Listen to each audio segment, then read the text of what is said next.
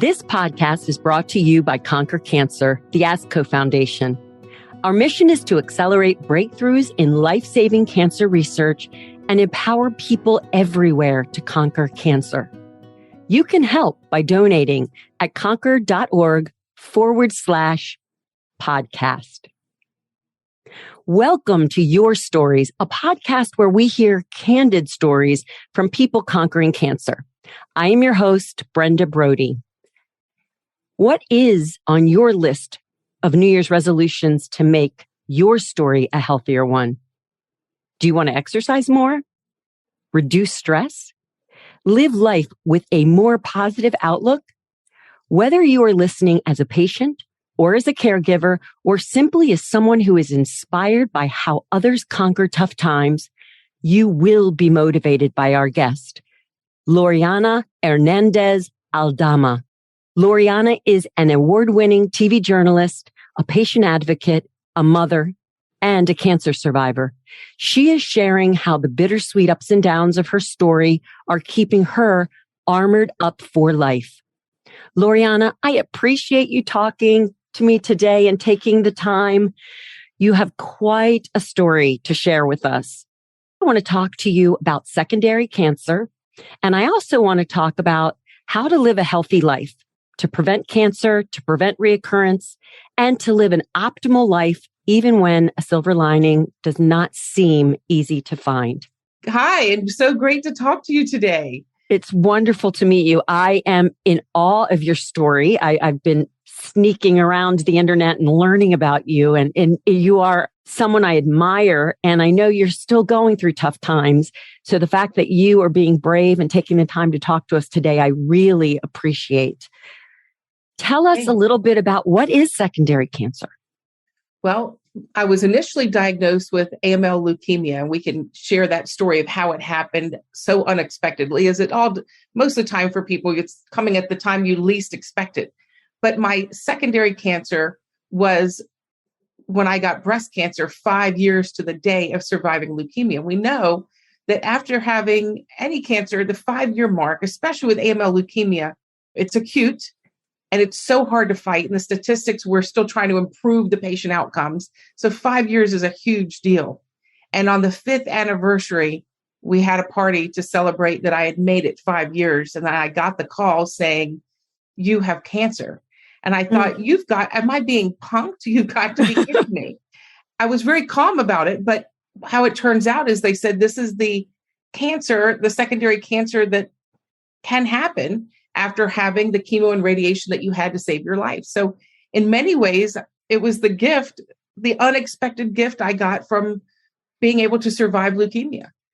It's the best way I could put it. Whenever I share it in a presentation, I go through the whole ordeal of how it all happened and saying it on the 5th anniversary, I got the most unexpected gift, breast cancer during COVID. And when I was going through it, I said to the doctor, when the oncologist was like stuttering over the phone. And I said, listen, if I'm not going to have to spend a year in the hospital like I did with leukemia, separated from my child, he was 2 when I had leukemia, then I'm good with this. If I have more than a 25% chance of survival, you can keep talking. I'm okay with this. And I'm not minimizing breast cancer, but what I went through with leukemia was so horrific that I still suffer the effects of the PTSD, the cancer-related PTSD that haunts me to this day.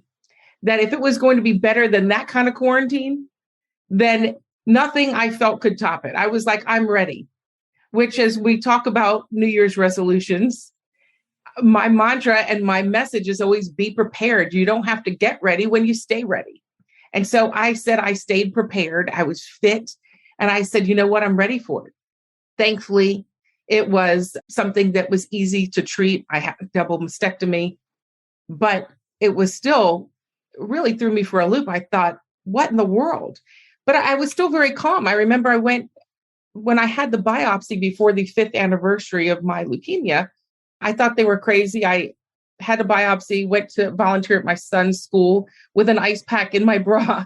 And I was handing out, it was Halloween cookies and helping volunteer. And then we went trick-or-treating with with the ice pack. So I was like, you know what? This is nothing. Because I thought, how in the world? There's no way I have breast cancer. after having leukemia. I mean, I was in the hospital for a year with leukemia. To think all the chemo that I had, I figured that I was it burned your whole body. Burned it all That's up, how right? I feel about my cancer and my chemo. I'm never getting it back because it just stripped me of my body, mind, and spirit. Yes. I understand what you're saying. How did you find the lump, or was it a routine mammogram? I had a little lump, but I didn't think much of it. I mean, I didn't know. I mean, a lot of time I didn't do I did monthly self exams, but I found a lump but it was small. So I didn't think a big deal of it. But I went, and when I went in the waiting room and they did the mammogram, and then they said, we're going to do an ultrasound. And then that's when they said, this looks suspicious. And I said, they were trying to be very diplomatic. I said, just say it. Say it. Just Right. say it. Say you think this is cancer, because you can't top the stuff I've heard when I was sitting in that hospital for a year. And that's where they said, we think this is breast cancer. You need the biopsy. We can only do it on this day. It was Halloween day again. And I'm thinking, I'm not missing a memory with my son. I will have 10 ice packs in my bra, but you're going to do this biopsy early. I'm going to my son's school. We are going trick-or-treating. This is not going to ruin any memory, because I'm all about making memories. Because Absolutely. I remembered when I had leukemia, and they took my son away from me he was 2 at the time. After all my years of medical reporting, more than 25 years, I don't know how it just blindsided me to think that I was going to have to sit in the hospital for a year with leukemia. So I'm all about making memories, because I remember when they told me, and I know I'm jumping around on you. No, that's okay. That's okay. I think you know what? I would love to. I think it's important for you to start and share the beginning of your journey, because we're all curious now. I definitely am curious as I'm processing as a cancer survivor. Whoa, she got it again, but she went through all that chemo. How? What? We all live with PTSD, and we're all worried all over our body. Where might the cancer come again? Can you share? Because it is quite an extraordinary story you had from the beginning. Let's start at the beginning. How and when and where did you find out and discover that you had leukemia? So I was a network news anchor at the time, and a fitness and medical reporter, the clean eating, green drinking, yoga enthusiast. I had a clean eating show telling everyone to eat this, not that, to avoid things like cancer. And I say it like that because I now know that bad things can still happen. But what matters is how we prepare. I was also in the midst of fertility treatment to have a second child. And I was also burning the candle at both ends, being a news anchor, health coaching people, being at galas and emceeing events. I was nonstop wearing exhaustion as a badge. And going through all that, I got sick. I called my fertility doctor, and he said, I need to run your blood work. And he called me and said, I think you have leukemia. And I said, you are crazy. I'm the clean eating, green drinking yoga enthusiast. Right. And I tell everyone else how to avoid cancer. And I eat clean, no gluten, no dairy, no sugar, no caffeine. So I said, you're wrong. You're crazy. And he sent me to an oncologist who said, no, you're good. Your counts are a little off. You're just tired. You're tired. You get up at 1:30, 1:45 in the morning to anchor a morning show. You work 12 hours a day. You're at events in the evening. You're just burned out. You just need to rest. And I was like, yes, which goes to my first message of always get a second opinion, even when you like the first. So I love that oncologist told me that I didn't have cancer. I was just tired. So I said, I could fix this. I'll rest. But the fertility doctor said, there's no way. Like, I do not feel comfortable with this. And I know I'm not an oncologist, but this is leukemia. Mm-hmm. So I had a bone marrow biopsy in Austin, Texas, and it came back that I had leukemia. And I took to social media and I shared my story and said, I'm not going here because I was misdiagnosed here. So I need the best of the best. So I reached out on social media, and a friend of a friend of a friend, or maybe somebody I'd interviewed, people were connecting me with doctors, oncologists all over the country. And I got a call from Dr. Mark Levis from Johns Hopkins, who is world-renowned, incredible doctor. And he called me and said, say goodbye to your son and get on a plane now. You don't have time to waste. And I said, what? Like, I thought he was going to say, yes, I'll take you as a patient. And I said, but we're booking a flight for me to go to Atlanta to see my family and bring my son and let them watch him so I can get my chemo or whatever I need and then go back. And he's like, no, you don't have time. Have your husband take your son to Georgia. You need to get on a plane straight to Baltimore. After looking at my counts and how everything looked and the bone marrow biopsy, he said, you need treatment today. And it was that bad. And I shook. I threw myself on the floor and thought, how is this possible? So at that time, I flew to Baltimore by myself, looking out kissed my son goodbye in the airport, hysterically crying, not knowing when I would ever see him again. Mm-hmm. And when I got there, he said, you have a 25% chance of survival. And it was in January. And that's how I came up with the name Armor Up for Life. He said, you need to put your armor on. You may not get out until Christmas. This is going to take a while if you make it. He was very transparent. And I thought, oh my gosh, when you talk about resolutions or memories, I looked at my husband, I had a nervous breakdown, and I said, why didn't we take more vacations? Why were we always thinking about saving money? And yes, you need to save, but why did I not change the lens? I was always about climbing the ladder and not taking time to enjoy every memory and every moment. So I spent from January through what they call induction and chemo and radiation for 10 months. That didn't work. At 10 months, they said, you need a transplant. They weren't going to do both, but they said, this is your only hope. You need a transplant to save your life. It's another 100 days away from your son. And I said, if you don't let me see my son, I'll get emotional. I said, I'm going to die of a broken heart. Like, you have to let me see him. So that October, which was 10 months in, they let me see him. We put up a Christmas tree, took pictures in case I didn't make it. Every year now in October, we put up that tree and we decorate. And so going through that, separated from my son, my husband sleeping at my side, my son in another state raised by my 70-year-old mother, going through all that PTSD and one by one losing friends on my hall, it traumatized me. But when I got through that, I thought that nothing was ever going to happen. Like, I'd punched the time card. And I make that analogy now when I go out and speak at different conferences to people who were thinking about that first wave of COVID. And they're like, oh, we can't do this again. We got to go quarantine again. I said, no, like, you can never let your guard down. You have to prepare yourself for illness so you could present well to your medical team and position yourself to prevail. And that's what my oncologist told me when I would sit and cry to him and say, was I just a bad reporter that I never told? I told people, like, they could eat this and avoid cancer and they could do this. Like, how do I almost like clear my name and explain the reasoning behind my stories that I've done on the air for years and many different TV networks?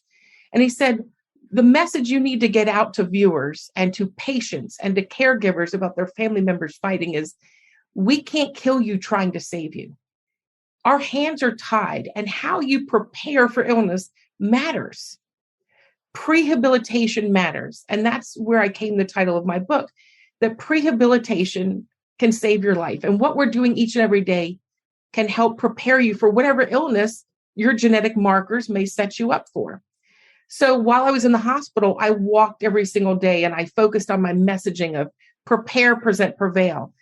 And so taking you through that journey of AML leukemia, I never stopped walking one foot in front of the other, giving it my best. And when I got out, I never let my guard down. I said, there's no way. They told me there could be secondary cancers, even though I said there's no way that's going to happen to me. I stayed fit, not doing the same thing. It wasn't doing triathlons like pre-leukemia. It may have been power walking and doing light weights or doing Bikram yoga or doing some sort of hot yoga. But I did the best version of myself because I said, I'm going to stay ready if something else happens. How was your body and your mental state after that first year of battle? And what were some of the tools that you used for yourself to get through any challenges you had physically, mentally, emotionally, and that your husband and your child might have had?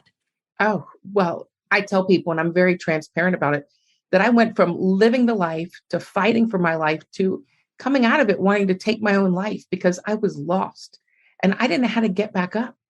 I had a great career. I wouldn't say like a rising star like Barbara Walters, but I had an amazing career. You're an Emmy award-winning journalist. You have had an extraordinary career. Yes, you have.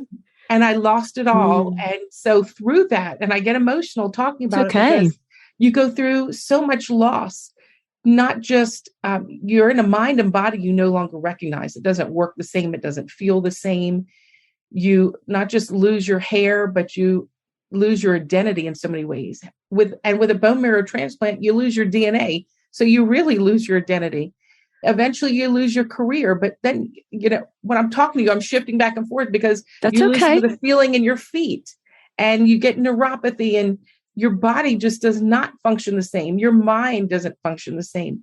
The level of anxiety and the PTSD that haunts you every day.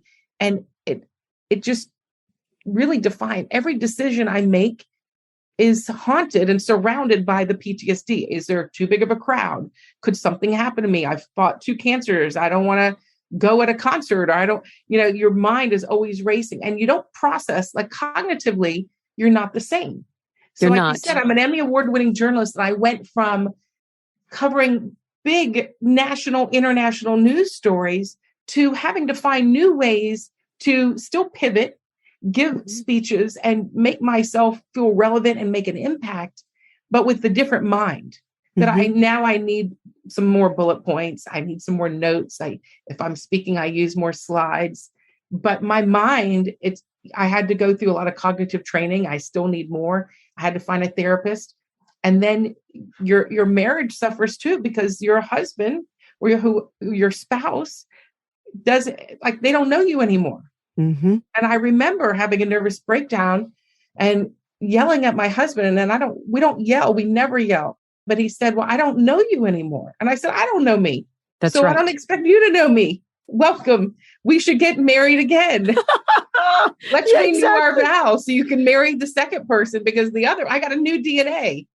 People ask me what life is like after cancer. And I say, it's not a new normal. It's like a next normal. And I'm not making light because COVID is so serious and we have all lost. You can't find somebody who hasn't lost a loved one to COVID. But when I speak and I tell people, look, when COVID happened, and I know I'm jumping on That's this. okay. That's okay. When COVID happened, I was like, I'm a veteran of this war long before it started. You want to know about loss? I got it. You want to know about pivoting? Right here. You want to know about losing yourself? Got it. Struggling, quarantining? Talk to me. So I felt like I was so prepared when COVID happened that I was able to safely navigate that because I already built my pit crew. I admire that. I admire that you feel you were prepared for COVID, because talking with a lot of people, actually COVID set some folks back because all of a sudden we had to wear our masks again. We couldn't be around people. And I had nightmares in the beginning and I couldn't figure out why. And I was like, oh, because I'm masked again. Just a weird feeling that brought me back to. There were a lot of triggers, I will say, but then there was some safety net for me that I felt like I'm in my house and nobody can hurt me. I can't get all the PTSD things like, what if I get in a car accident? What if there's an explosion? What if this? All my what ifs. I'm like, well, if I don't leave my house, nothing can happen. So it was almost like this safety net that eventually it was when we started to all go back out was a little scary. Now it was upsetting and traumatizing because I couldn't get to doctors. I had a home healthcare nurse as I went through breast cancer. When did you get leukemia? What was the year? Leukemia was 2014 and into 2015. Okay. And then what about breast cancer? Breast cancer was 2020.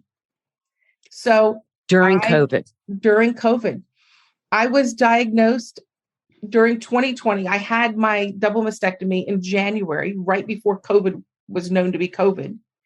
I had 2 infections, 3 readmissions. And I was in the hospital part of February and March. And I was getting sick too. So we don't know if I ever had COVID, but I know I was in the hospital and I know that it was very stressful and having to coordinate doctors for me. I had doctors at Johns Hopkins who treated my leukemia, but I went to Penn for my breast cancer because we had moved, and trying to go through all of that and connect doctors, which is something else I advocate about, that it's very hard as a patient when you have different care teams in different cities and getting them to talk, because I felt like I had to pull out my Emmy award-winning journalist mode and go into reporter mode. And I'd say, how does anyone not as educated, not as driven, not a pain in the neck like me, manage a secondary cancer when you have comorbidities and you have baggage? So going from the leukemia 5 years later to the day, getting that diagnosis for breast cancer, and then trying to navigate that was so hard. First, it's obviously different cancers, but you go at it differently. With the leukemia, they said, get on a plane right away. You need chemo.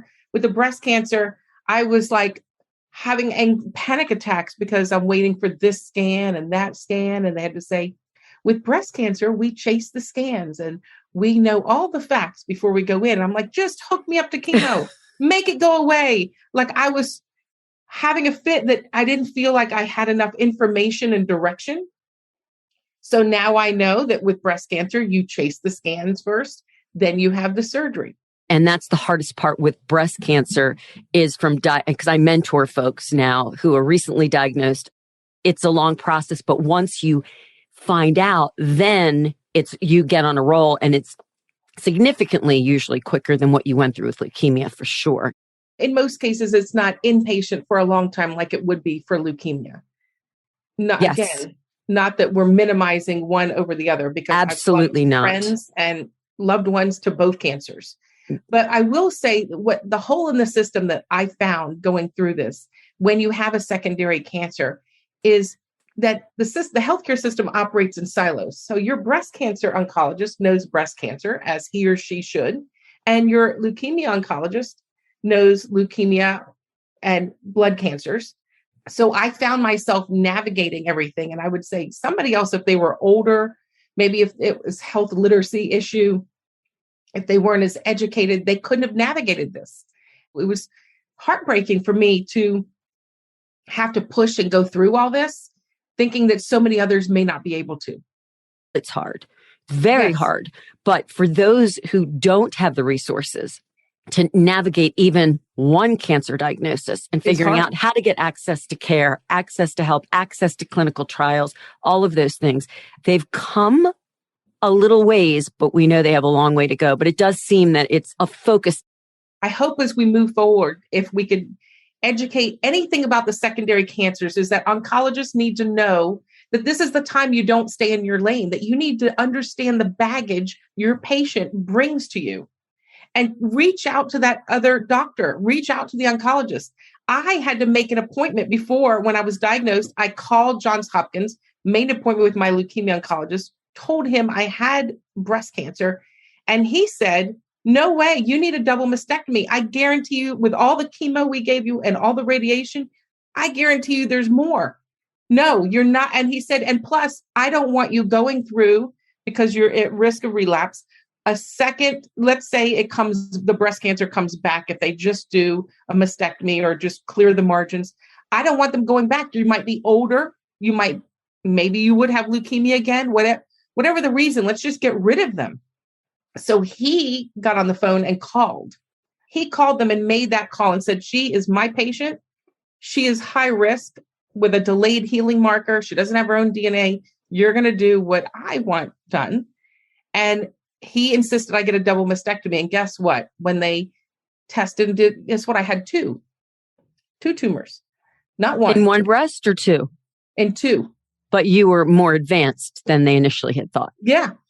So, wow, what a story. I mean, I think you're giving a really great message to oncologists, because this podcast, we not only have patients and caregivers listening, we have oncologists listening.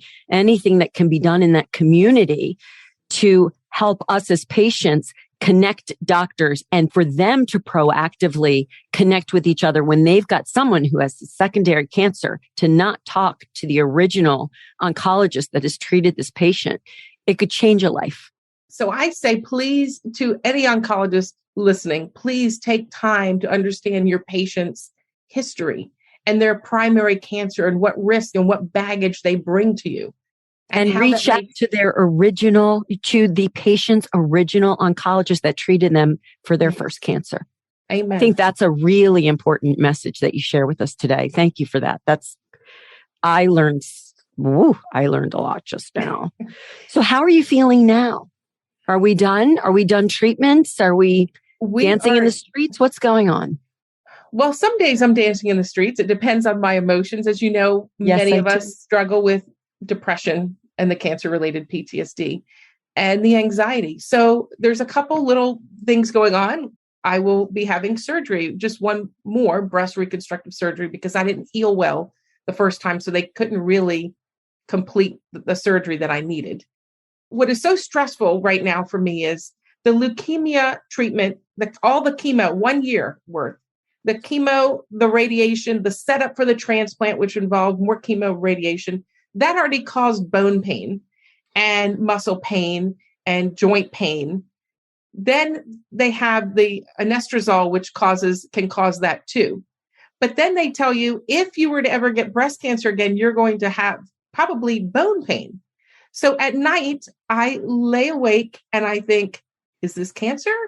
Is this bone pain from the anastrozole? Or is this just the bone pain from all the chemo and radiation that is just continues to get worse? Because sometimes it's really bad. Yes. Sometimes it's manageable. Sometimes I take my son out, and if we go to like an amusement park for a vacation, I have to get a little pass, a disability pass saying I can't stand in line. I need to sit, and you can call me when my ride is ready. I walk my son to the ride. He gets on. I wait for him at the end, but I can't wait. That's right. So right now, from an emotional standpoint, I struggle with the anxiety of, what if I get a third cancer? What if this spreads? With leukemia, if you don't feel right, you can get a blood test and your doctor can say your counts look good. But how many times can I hop in a machine for a bone scan? Right. Every time I get bone pain, that would be every day. Right. So, well, on the aromatase inhibitor, I was on it for 7 years. And how many years out are you? Just 6 months. Yeah, it's a really hard journey. I feel you. And it's a real mind game, because first your hip hurts, or then it's your bone, it's your leg, and it goes around your body, and you think maybe it's in my head. So that's what I said to my oncologist. I said, well, how do I know? At what point do I sound an alarm and say I need another bone scan? Mm-hmm. How do I know the difference between bone pain that's long-term side effects from chemo and radiation from leukemia, bone pain that's being magnified because of the anastrozole, or bone pain that might mean that the breast cancer has spread to the bones? What did the doctor tell you about this? Well, one oncologist, the breast cancer oncologist, said, "Oh, you'll know because it will be different or more. You'll get more of it." I'm like, well, there's some days I get a lot of it. So how am I going to know? So once I get through this surgery that I'm having next week, probably in 2 months, I'm going to ask for a bone scan. But I also know that I can't live my life hopping in a machine every day just to someone to say, hey, you don't have cancer. But I think this is an important takeaway. Again, there's so many messages that you're giving us today. I'm just so appreciative. And I'm thinking about the fact that with secondary cancer, which I've only had cancer once, with secondary cancer, you have the side effects of the first cancer, and now you're being treated for the second cancer that has some similar side effects. And so you don't know, is it cancer 2? Is it cancer coming back? And I think that's a big differentiator for secondary cancer, is the concern and the worry about trying to know the difference. The reason I wrote my book, which is called Becoming the Story, The Power of Prehab, because I went from telling everybody's story to becoming the story, which as reporters, we try to never become the story, but I did. And the power of prehabilitation, which is preparing ourselves for illness, is because it's the only sense of control in the midst of all the unknowns and all the anxiety and all the depression and running out and making memories because what if I'm not here tomorrow kind of mode that I get in when the bone pain is bad. Yeah. It puts me back in the driver's seat of I am staying prepared. Like people say they need a buddy to get to the gym. I don't need a buddy. I will work out every day because I want to live. I want to watch my child grow up. I am motivated by breathing and walking and life and not hearing the words cancer. And if I did, I'm motivated by the fact that I am as prepared as I can be. That if they ever say again, you have 25% chance of survival, I want all 25. I don't want to say you have 25, but you know what? You're not fit. You're just going to get 10. I want to position myself the best way possible. So if I get, God forbid, hear that word again, I'm ready as I could be going into it. And that's how I positioned myself for the second cancer.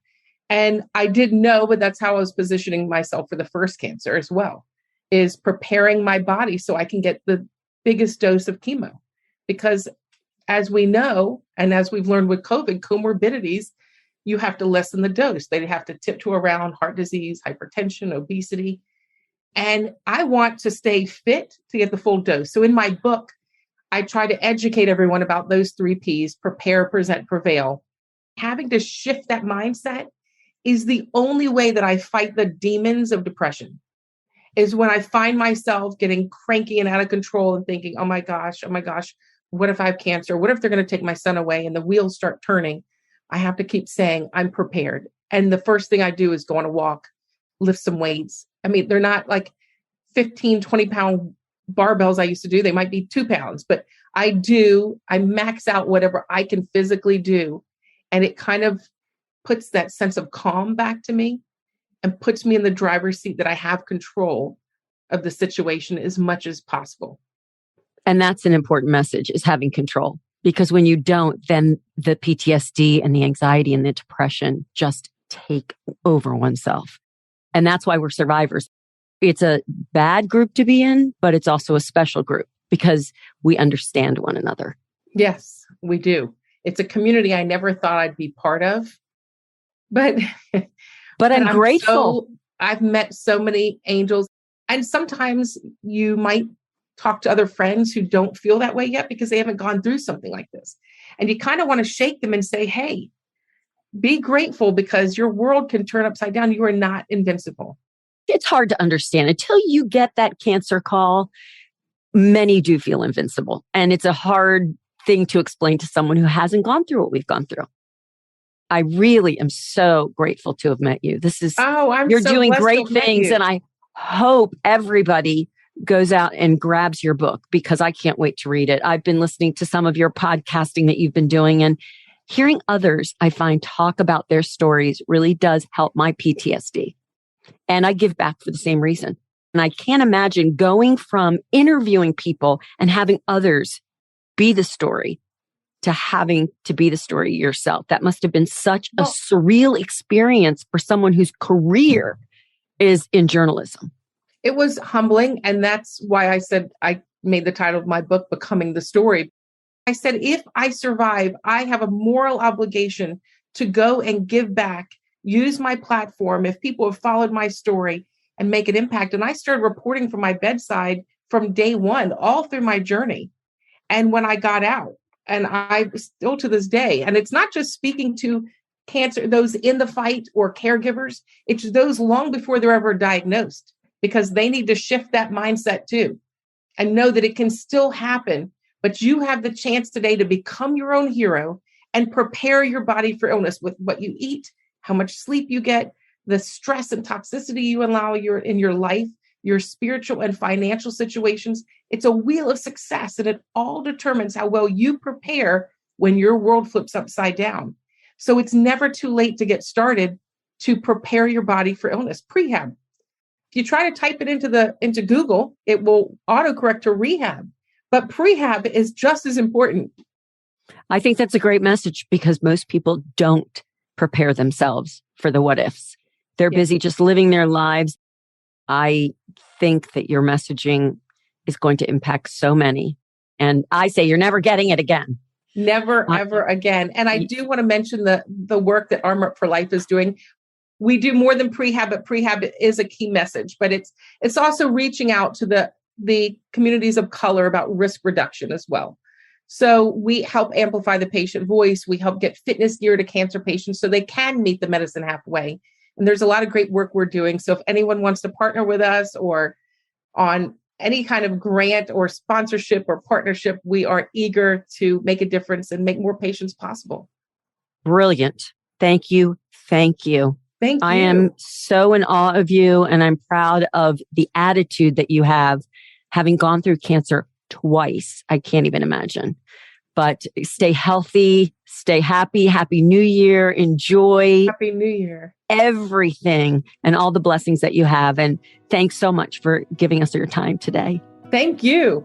Have a great day. And what an honor and privilege to be on the show. Thank you for listening to this podcast, brought to you by Conquer Cancer, the ASCO Foundation. Conquer Cancer is creating a world where cancer is prevented or cured and every survivor is healthy. You can help by donating now at conquer.org/podcast. The participants of this podcast report no conflicts of interest relevant to this podcast. Full disclosures can be found on the episode page on conquer.org. The purpose of this podcast is to educate and to inform. This is not a substitute for professional medical care and is not intended for use in the diagnosis or treatment of individual conditions. Guests on this podcast express their own opinions, experience, and conclusions. Guest statements on the podcast do not express the opinions of ASCO. The mention of any product, service, organization, activity, or therapy should not be construed as an ASCO endorsement.